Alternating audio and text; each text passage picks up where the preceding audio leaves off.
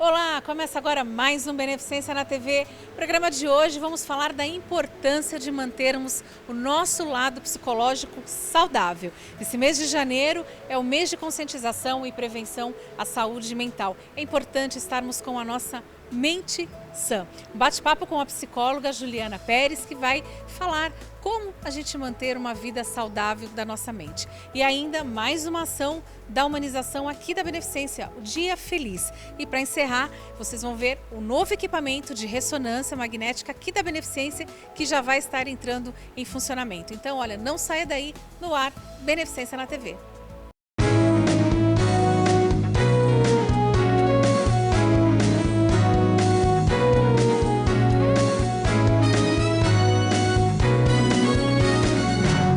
Beneficência na TV.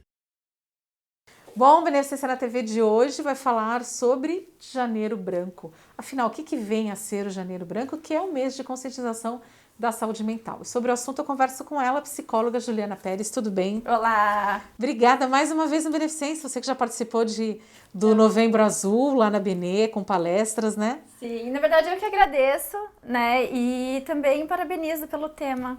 Super importante para ser abordado agora. Pois é, a gente está encerrando o mês já, mas o que vem a ser, da onde que saiu a necessidade de se fazer uma conscientização à saúde mental? Janeiro, ele foi escolhido estrategicamente por ser o início de um ciclo, né? Então, aquela questão das pessoas sempre começarem o ano abrindo algum ciclo.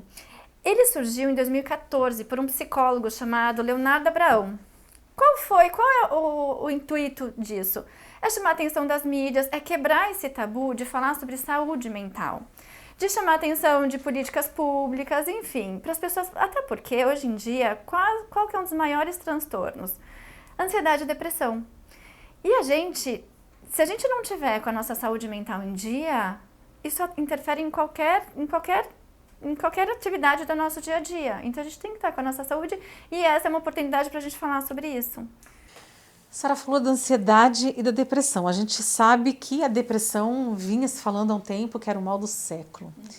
Mas hoje, como controlar a ansiedade em meio a uma pandemia que a gente está vivendo? Sim, por isso que eu acho que janeiro... Assim, eu como psicóloga, falar de saúde mental é sempre um privilégio e é o que eu trabalho. Mas acho que janeiro branco 2021 não tem como a gente não relacionar com tudo que a gente tem passado durante esses meses, né? Bombardeio de informações, o medo em relação à morte, enfim, todos nós hoje estamos numa ameaça à vida. Isso a gente já vive no dia a dia. Só que diante de uma pandemia, isso acaba ficando mais intenso. E isso gera o que? Ansiedade. Ansiedade, depressão. E a gente precisa lembrar também que muitos casos de ansiedade, na verdade 24% dos casos de ansiedade acabam se tornando depressão. Por quê? Justamente pela pessoa não conseguir lidar muito bem com os sentimentos, com as emoções. Porque o que é saúde mental? Como a Organização Mundial da Saúde já diz, saúde em si não é ausência de doença. A saúde ela está ligada ao bem-estar. E estando ligando ao bem-estar, isso nos traz o quê? Como que a gente... sobre a nossa qualidade de vida, né? Então, o que é a saúde mental para a Organização Mundial da Saúde? É como você lida com as inquietudes do dia a dia, é você ter um trabalho produtivo, é você viver na sociedade, que na verdade hoje é tudo que nós estamos restritos em fazer. Então, como cuidar da saúde mental diante de uma pandemia? E esse é um desafio tanto para os profissionais como para as pessoas aprenderem a lidar com isso. Juliana, tá, e como que a gente faz então? Bom, vamos falar então principalmente da ansiedade e da depressão. A ansiedade, a ansiedade é tudo aquilo que foge do nosso controle, que é o que todo mundo está vivendo agora, né? Então, Juliana, o que está sobre o meu controle agora? Bom, vida social a gente não pode ter, está tudo muito restrito. O medo de que alguma coisa aconteça comigo ou com os meus familiares. Tá, se a gente focar nisso com um bombardeio de informações, então acho que a primeira questão é a gente filtrar muito as informações, pesquisas atrás de pesquisas, agora tem esse dilema da vacina, toma vacina, não toma, isso é a longo prazo, mas tem 50% de chance de eficácia, e eu vejo as pessoas fazendo piada com isso. Quanta coisa não está na nossa cabeça e que foge do nosso controle. Então a gente tem que parar. Bom, o que está sobre o meu controle hoje, diante de todo o resto que eu não posso ter controle? Então, aonde eu posso focar? Bom, dicas na rotina. Como ter a rotina, tem gente que voltou a trabalhar. Então, ter os cuidados que está sob o seu alcance. Compartilhar os medos. Embora os nossos medos sejam muito individuais, isso não quer dizer que a gente tem que passar por esses medos sozinho. A gente tem que compartilhar isso com um colega, com um profissional, com os familiares. Até porque pode ser que você não esteja vivendo isso sozinho, né? Então, compartilhar esses medos. Para quê? Para evitar que isso gere uma ansiedade que todo mundo já está. Estar ansioso durante o dia disso já faz parte. A questão é o quanto isso atrapalha a nossa rotina, né? Que é a mesma coisa que a depressão. O quanto você vai se desestimulando em fazer as coisas. Qual é a perspectiva de futuro que as pessoas têm hoje? Por que muita gente, a gente não vamos dizer que são algumas, mas eu acho que está bem proporcional uma com a outra. Muita gente está levando isso na brincadeira. Por que muitas pessoas não estão acreditando, estão aglomerando?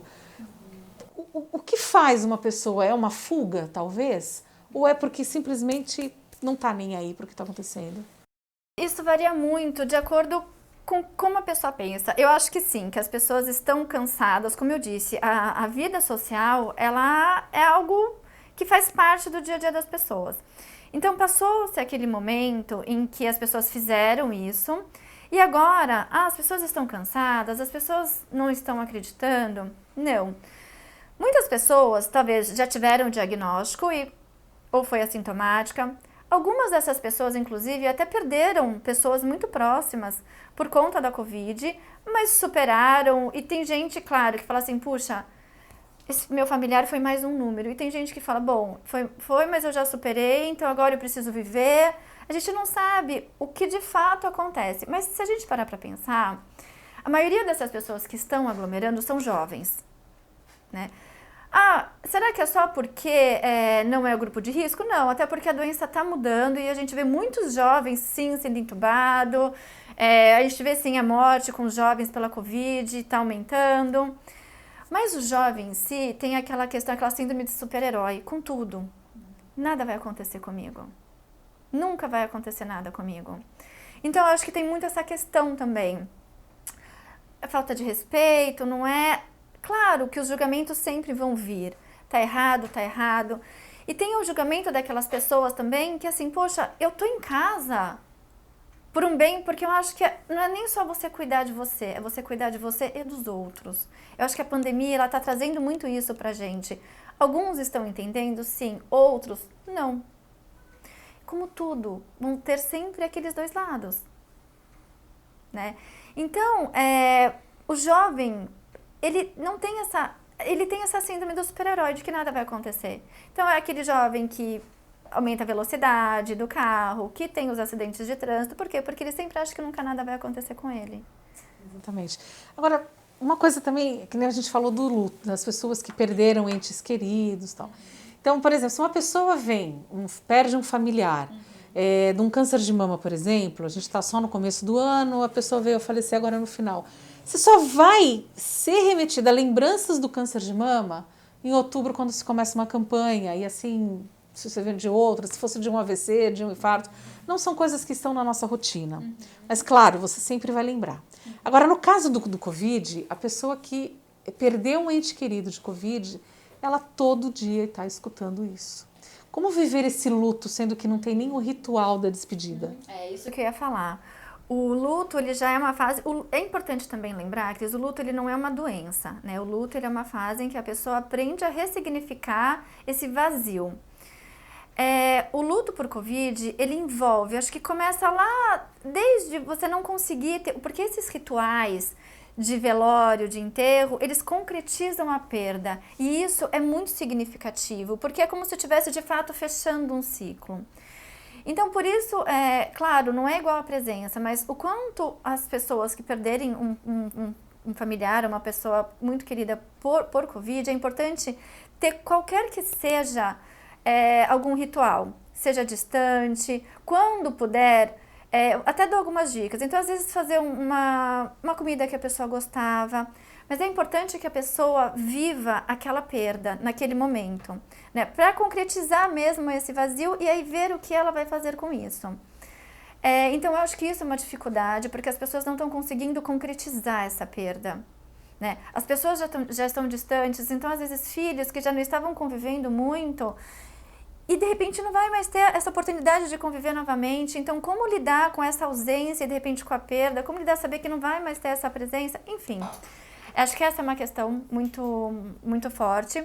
E é o que você disse também. Como você superar um luto, como você mudar o foco, como você ressignificar algo que o tempo inteiro você está sendo bombardeado de informações que você não consegue esquecer. Então, por mais que você queira mudar, você não consegue. Uma coisa que a gente observa, a gente que está em hospital, a gente sabe, principalmente, além do pânico, do medo das pessoas que no dia a dia, a gente não pode esquecer daqueles que estão na linha de frente. Então, eles estão convivendo com isso também. Então, eles também correm risco de ter ansiedades. Eu conheço relatos de médicos que tiveram e que continuam tendo, de vez em quando, algumas crises de ansiedade. Médicos que não tiveram e que também têm. Como que aquele profissional de saúde lida com essa ansiedade? Porque eles estão acompanhando a realidade, né? Como eles lidam com isso? Primeiramente, é muito importante eles terem um acompanhamento de um profissional, dos familiares estarem compreendendo, deles não se sentirem frágeis por estarem sentindo isso, porque apesar de ser o trabalho deles, mas é um momento muito atípico. E é muito importante eles reconhecerem isso. Porque se eles não reconhecerem isso, não tem como a gente cuidar. Então é importante reconhecer essa fragilidade, esse cansaço e os medos que vêm diante disso.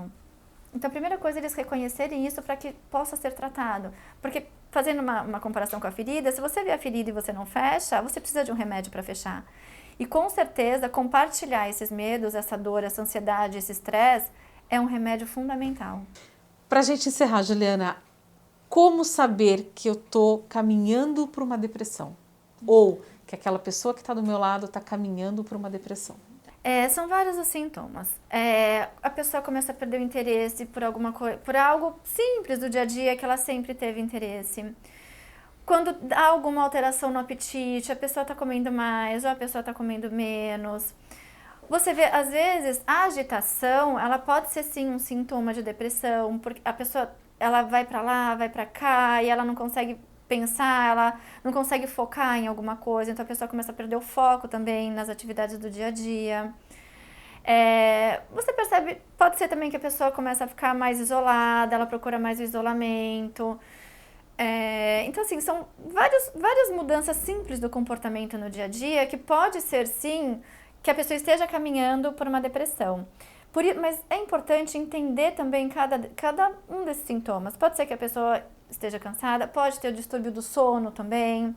Então, assim, são vários comportamentos que podem ser imperceptíveis, mas que sim, pode estar caminhando para a depressão. E não banalizar. As pessoas às vezes têm, por medo ou não, de banalizar esses sintomas. Não banaliza, né? Começa a observar mais, conversa com a pessoa. Às vezes a pessoa também não vai falar porque ela também às vezes não sabe o que falar. Então começa a observar e se a pessoa não quiser falar, de alguma forma, mesmo que de uma forma indireta, acolha essa pessoa, esteja por perto, esteja observando. Enfim, quem está próximo sabe quais são essas pequenas mudanças de comportamento. Só mais uma pergunta, você acredita que a humanidade vai sair melhor? Cris, eu acho que depende muito. Tem muitas pessoas que sim, que se abriram para enxergar o mundo de uma outra forma. Mas nem sempre todo mundo vai ser assim. Talvez algumas pessoas tenham uma mudança temporária e não permanente. Espero que a maioria veja isso como um aprendizado. Mas a gente não pode garantir que é a grande maioria. Juliana, obrigada. Eu que agradeço. Por aceitar nosso convite. Foi uma pena que o nosso tempo é muito curto. Sim. Mas eu queria que você deixasse um recado, então, para aquela pessoa que está com ansiedade, que está vivendo um luto, que está com algum parente internado, alguma coisa assim. Passa uma mensagem para eles. Bom, primeira coisa, compartilhe os medos, compartilhe a ansiedade. Eu sei que às vezes é muito difícil a gente falar sobre isso, porque às vezes a gente não tem nem palavras, né? A gente não consegue expressar isso em palavras. Mas tenha o seu momento sozinho, mas também não se isole, porque estar ao lado de alguém querido, isso é fundamental para que você tenha esse apoio e consiga superar também qualquer que seja a fase. Ou se você está no momento de depressão, ansiedade, ou no momento do luto, né? Como eu disse, o luto, ele não precisa ser vivido sozinho. Ele não é uma doença, ele é individual, mas ele pode ser compartilhado. Não sai daí que no próximo bloco eu volto com mais Beneficência na TV. Até já! Estamos apresentando Beneficência na TV. A Sociedade Portuguesa de Beneficência é referência no atendimento médico-hospitalar.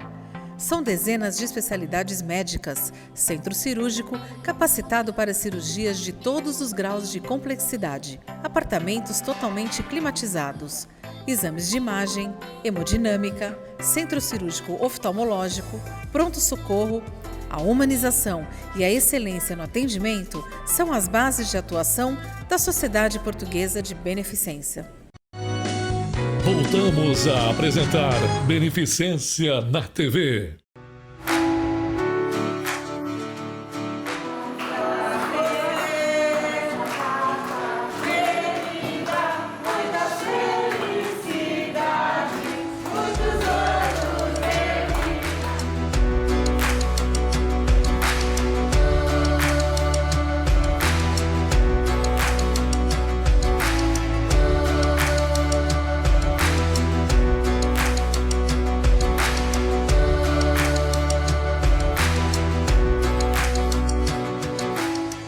Seu Vicente, completando aniversário, o senhor esperava essa homenagem da Beneficência Portuguesa? Nunca.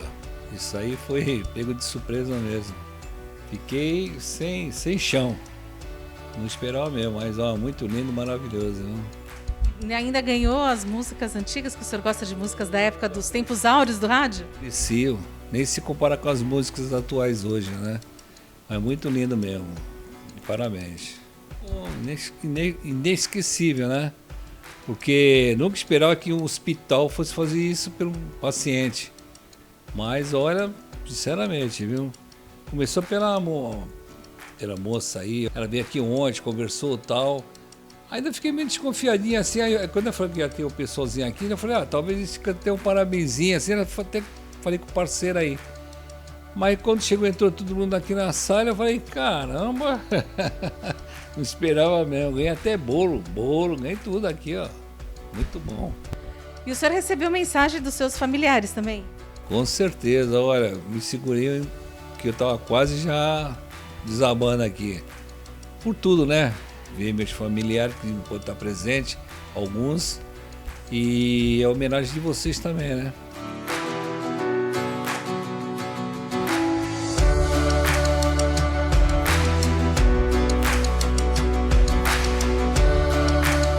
Presidente, primeira semana de janeiro, já começa com um dia feliz e hoje é Música no Jardim com o Grupo Purpurina, relembrando a época boa do rádio, né? Sim, 2021 chegando, né, com esperança da vacina chegando, né, toda a área médica, hospitalar se movimentando para isso, se preparando para esse novo passo, né, e esperamos que esse ano a gente passe a ter o controle das vacinas e as pessoas passam a ter mais tranquilidade, comecem a voltar às suas rotinas de trabalho. Então isso é muito importante para nós, mas aqui no hospital temos que estar bem atentos. E começando aí o ano, né, com a humanização, né, que você tem apresentado aí através do programa Beneficência na TV, hoje é aqui com o Grupo Purpurina, que veio aqui alegrar, né, as alas. Nós temos um aniversariante aqui na ala D e aqui na ala do SUS também as pessoas tiveram a oportunidade de escutar, né, esse carinho, essa forma de carinho com as pessoas, né, sair um pouquinho da rotina, se sentir mais pessoas não doentes. É esse o objetivo e a gente está conseguindo.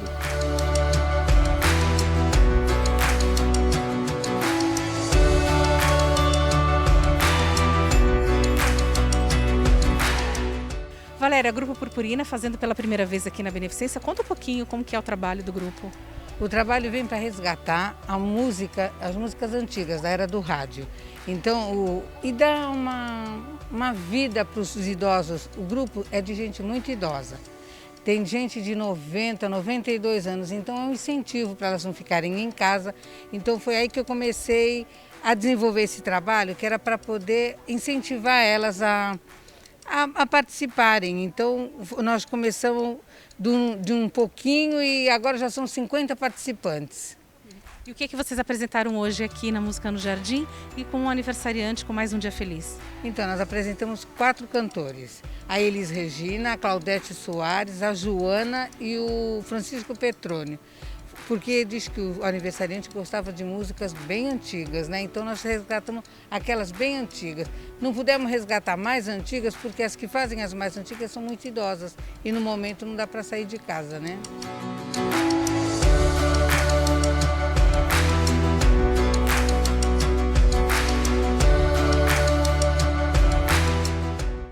Paula, e 2021 já começa aqui com mais um dia feliz, dessa vez um dia feliz diferente, relembrando os tempos áureos do rádio. É verdade, nosso primeiro dia feliz realmente de 2021 e a diferença dessa ação é que desta vez o aniversariante, o paciente que está fazendo aniversário é aqui do primeiro D, né? Então nós fizemos aí essa homenagem para ele, como se fosse uma serenata, né? E pudemos aí contar com a presença desse grupo maravilhoso, trazendo aí resgatando um pouco dessa cultura das cantoras do rádio. E isso por quê? Porque a gente faz aquela pesquisa com o paciente e ficamos então sabendo que ele gostava muito desse estilo de música. Então a gente se mobiliza e vai atrás. E encontramos esse grupo, o Grupo Purpurina, né? Que já teve algumas participações em outras emissoras, então eles têm um trabalho bem legal. E nós fizemos o convite, eles aceitaram o convite para que pudesse estar homenageando esse paciente hoje. A presença do Davi Caetano, tocando aí essa música maravilhosa, fez um tango, né? E o paciente gosta dessas músicas clássicas, então foi uma forma da gente agradar. Ficamos felizes porque o paciente se surpreendeu, falou que nem imaginava que num hospital ele pudesse viver isso. Isso tudo deixa a gente muito feliz.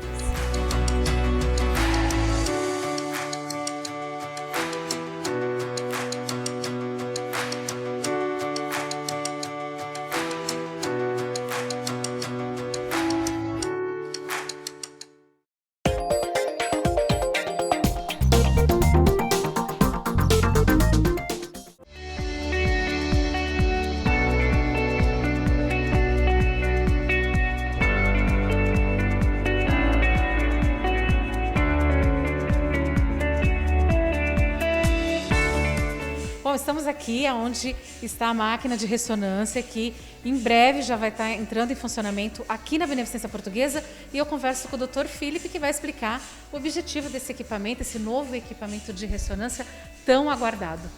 Cris, em primeiro lugar, bom dia a você, bom dia aos nossos telespectadores.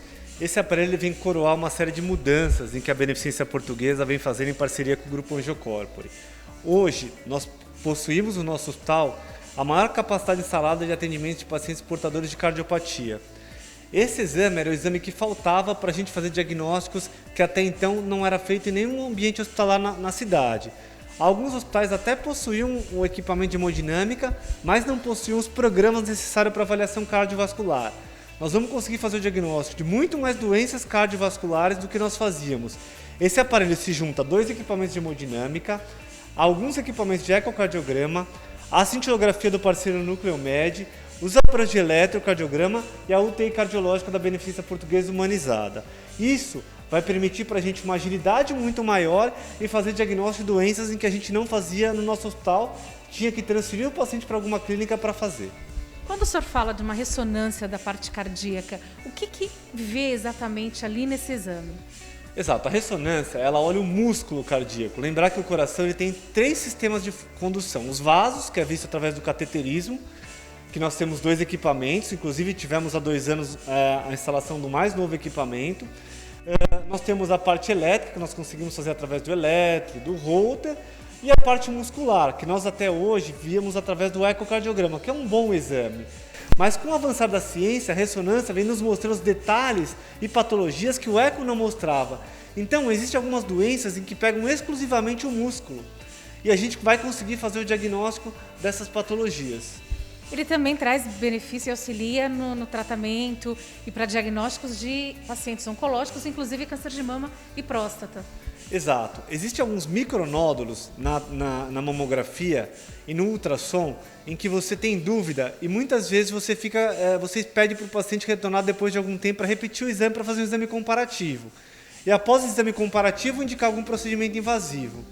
Essa ressonância, ela vem ajudar o mastologista e o oncologista em nódulos menores, fazer diagnósticos mais precoces e prevenir cirurgias mais amplas, prevenir mais quimioterapia e prevenir radioterapia. Você consegue abordar o paciente de forma precoce, fazer a remoção da doença de forma precoce e você consegue ter um impacto tanto do paciente, quanto do médico, quanto da operadora do plano de saúde. Para pacientes, assim, quem fazer algum tipo de exames neurológicos, ele também auxilia? Exato, né? A ressonância, o grosso dos pacientes no ambiente hospitalar são os doentes neurológicos. Você consegue afastar algumas patologias, fazer diagnóstico de algumas patologias mais complexas e você consegue incluir ela no protocolo inicial do AVC, que hoje é a patologia neurológica que mais afasta, que mais causa aposentadoria para o INSS. Você consegue, através de um procedimento coeso de aplicação do remédio, reduzir déficit. Então a ressonância é uma pedra fundamental nessa nossa luta contra o AVC. Esse aparelho ele tem uma das maiores aberturas, os maiores diâmetros de mercado para a pessoa entrar dentro. Então, para aquelas pessoas que têm a claustrofobia e que querem ter um equipamento um pouco maior e que tem uma qualidade melhor, essa é uma opção muito atraente porque coloca o paciente um pouco menos apertado. E em breve ele já vai estar funcionando aqui na Beneficência. A gente está hoje aqui, mas o Dr. Felipe falou que é a última equipe que vai estar podendo entrar porque não pode entrar com equipamento nenhum aqui, né? Exato. A partir de amanhã vai subir um campo magnético, então qualquer aparelho de metal não pode entrar porque danifica o aparelho, perde a acurácia do aparelho. E nós esperamos passar por uma semana de treinamento, aí 10 dias de treinamento ainda no mês de janeiro e poder brindar a população santista a partir de fevereiro com diagnósticos precoces, precisos, com a qualidade da parceria da Beneficência Portuguesa do Grupo Angiocorp.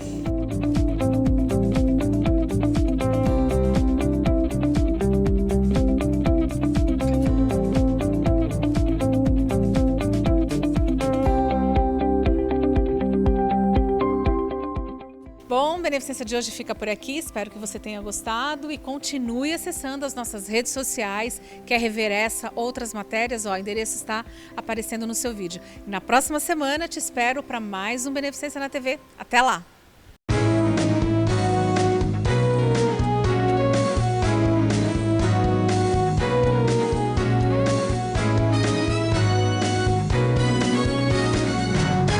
Beneficência na TV.